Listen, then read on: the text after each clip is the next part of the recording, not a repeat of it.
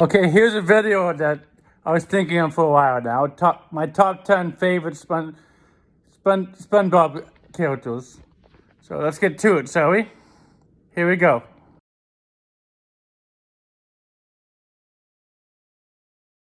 Okay, number 10 is Tom, aka Chocolate? Chocolate! Chocolate! Chocolate! Chocolate! Chocolate! I had to include this guy because he has some of the funniest moments of the show, but considering he's just a background character, there's not too much to say about him. I just enjoy whenever he appears. So he's number 10.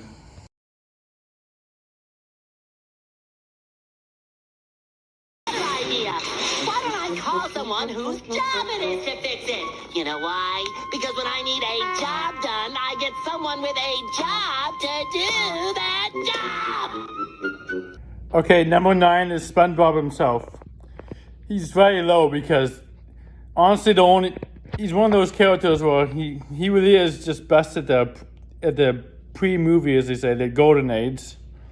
I mean, I really just don't like how he is in most of the new ones. In the older ones he feels like an adult who's just young at heart, but in the new ones he really is a little goddamn child. Which I don't like that. I mean, he's way more annoying now, and then, but like I said, I do love the old version of him. He's one of the most relatable characters back in the day, and he still goes on the list because after all, he became an icon for like however long the show. He's still an icon even today. So he's number 9.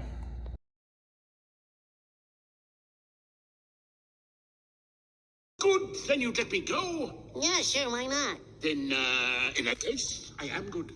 Really? Yes, really. Really, really? Yes, really, really. Really, really, really? Yes, already, I'm good. Okay, number 8 is Man Ray. I mean, yeah, who doesn't love this guy? While I was never a fan of the old 60s Batman, I do love these over-the-top comedic villains, and unsurprisingly for SpongeBob, I mean, they perfectly nail that kind of character. I mean, that's literally most of the humor of the show. That's very old cartoon. I mean, the old ones, the good ones at least. That was always the humor of it. I mean, some of the funniest villains are like over-the-top muscleheads. And anyway, I mean, I don't have too much to say about him, but I love whenever he's on, so he goes on the list. Number 8. You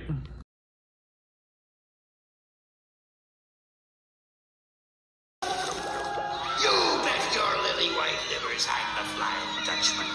And I'll let you in on a little secret. I'm going to steal your soul.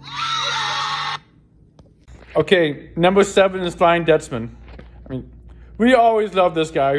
He was always a hilarious villain, and well, I don't think I think the actor is still around, but obviously, if you had the opportunity to have Mark Hamill, most people are gonna use it, and yeah, like who doesn't love Mark Hamill? So I can see why he's one of the few times they replace an actor, even though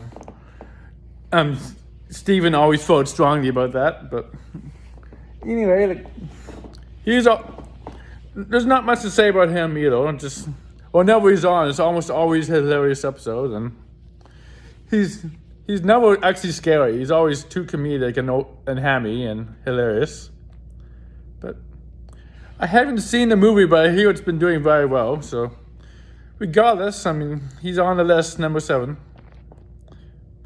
My favorite is, by the way, I think is the one where like Flying Dutchman kidnaps them and Squirtle goes in the fly despair or whatever. Like, that's one of my favorite episodes. Anyway, number 7.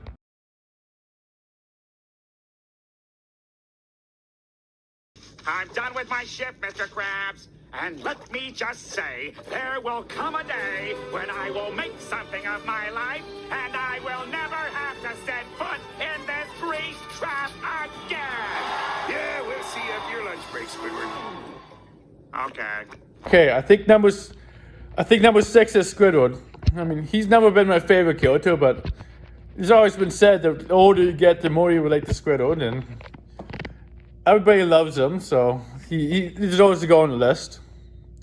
Oh, by the way, unfortunately, Sandy's not going to be on the list. I mean, I was never a huge Sandy fan, and I didn't want to. I was going to put her on honorable mentions, but I figured, no, she gets a lot of fans, and I don't think she really needs my attention, so. But anyway, back to Squidward. I mean, yeah, I always grew to like him. He's always been that funny, annoying neighbor, and like they say, he gets more relatable the older he gets. So, number 6, Squidward.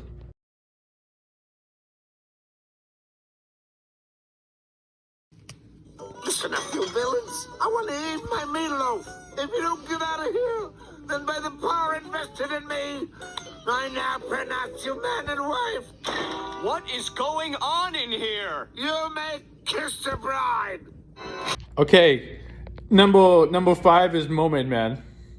Yeah, in tribute to the actor Oni, I figured I'll put him pretty high on the list. I mean, he was always a highlight of the series. No matter how bad the season got, Mermaid Man and Barnacle Boy were always the highlights.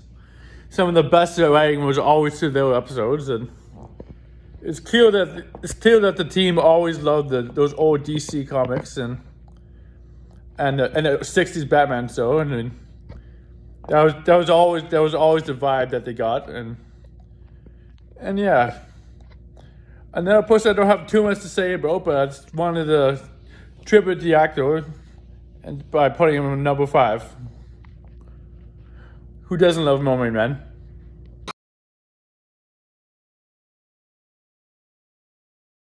Ahoy, children, I'm back. I hope all you boys and girls got your boats in because it's time for you to walk the plank.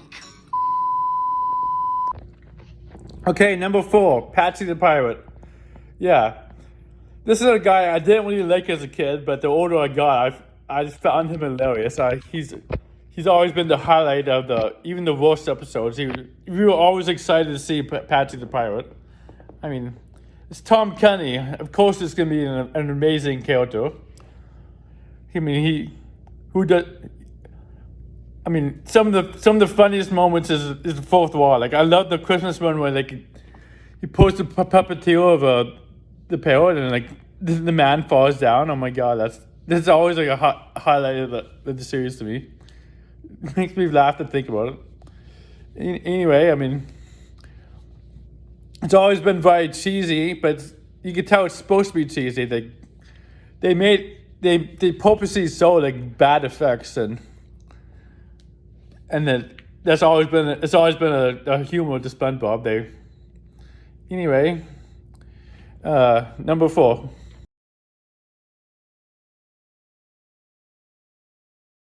Victory, thy name is Plankton. Okay, number 3 is Plankton. Oh my god, of course, who doesn't love Plankton? I mean, he's played by one of the funniest people in the show, Mr. Doug Lawrence. I mean, he's the guy who also plays Tom, so of course he's gonna have the funniest loud screaming humor, and he's just an awesome character. Like, as a villain, he's in the movie. He's actually a strong villain, and but he's still Plankton. He's still hilarious. I mean, Plankton is the kind of guy who would have a really complex plan, but would also fall for something really stupid. As they say, I heard an expression one time where they could say they would make a really complicated plan, but would microwave a fork or something. That's all. That's very much Plankton to me. Strong brains, not much common sense. I mean, why else would you have a self-destruct button for your own robot? I mean, that's Plankton for you. Anyway, he's another character like no matter how bad the show got, he's always been a highlight. You always look forward to Plankton episodes. And yeah, like, I have not seen the movie, but I really want to see the Plankton movie because like it's no wonder that he has a way better movie than Sandy because like again I love you Sandy, but you were never my favorite character. And Plankton, like, I don't know, he can hold a movie much more in my opinion. And anyway, he's number 3.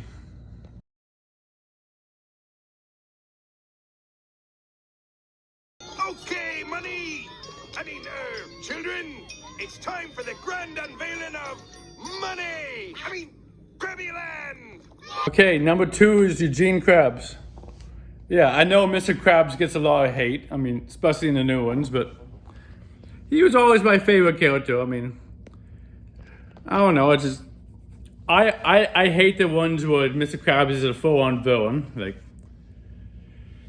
what's the one where he's like, Plankton's scared of Paul? I don't know, like, I hate that episode, and you know what, so does Clancy Brown. He hates that episode too, and I don't like having to hate Mr. Krabs. I mean, I always prefer the ones where he's like a good follower of the SpongeBob.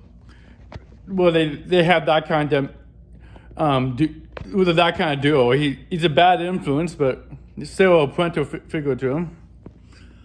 And as a kid, he was always my favorite character. I mean, it probably has something to do with the fact that I always loved the color red as a kid, but one of my favorite episodes still to this day is Clams. The one where he's like, where it's part half Jaws, half Moby Dick. And like he goes crazy like about his millionth daughter. And I don't know, that's the funniest Mr. Krabs episode to me. And the other one is Krusty Love, where he's dating Mrs. Puff. I mean, I love the constant mood swings. That always makes me laugh. And even in the new ones, I know he's not a very loved character, but I always enjoy watching him. I mean, the whole reason I made that video of episodes more relatable as a kid, as an adult. I mean, the one where he retires, that was the whole reason I made the episode. And yeah, like I know they say that Squidward is more relatable as an adult, but I find Mr. Krabs more relatable. I mean, minus the whole greedy villain side. I mean, there's a lot to Mr. Krabs that I relate to more, that I really relate to as an adult. And I always say he's the one who should have a spin-off. I mean, there's so much goddamn Mr. Krabs lore. He was in the Navy. He was friends with Plankton, and take your pick. There's a lot of shows they could do. I mean, even the training video one is they made fake lore where he was like a war veteran and made it out of a retirement center. I mean, it was obviously fake. I mean, you believed it as a kid, but looking back, like, it's so obviously not what happened. But anyway, I mean, all that to say, Mr. Krabs is actually one of my favorite characters, and I love Clancy Brown and I love Mr. Krabs, so put together, he's number 2. Before we get to number 1, here's some honorable mentions.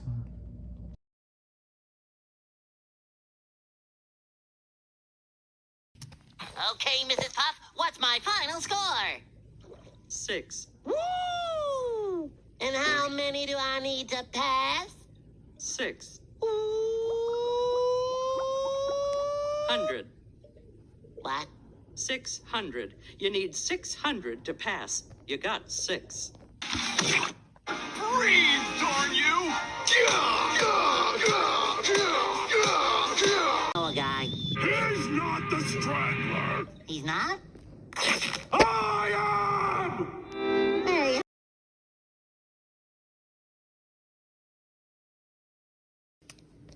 We popped the balloon. We can't return it. We're thieves. We have to confess. Confess! Pass? Are you out of your mind?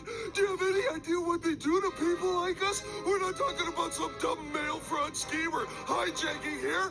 We stole a balloon! Okay, yeah, I know Patrick gets a lot of hate. I mean, some of the most popular YouTube videos are where people ranting about how much they hate modern Patrick, but that's taking away from the fact that in the golden age, Patrick was in fact the funniest character in the show. I mean, some of the biggest memes people talk about are Patrick moments, and Bill, whatever it is, he's the funniest. He's one of the funniest actors in the show. I mean, and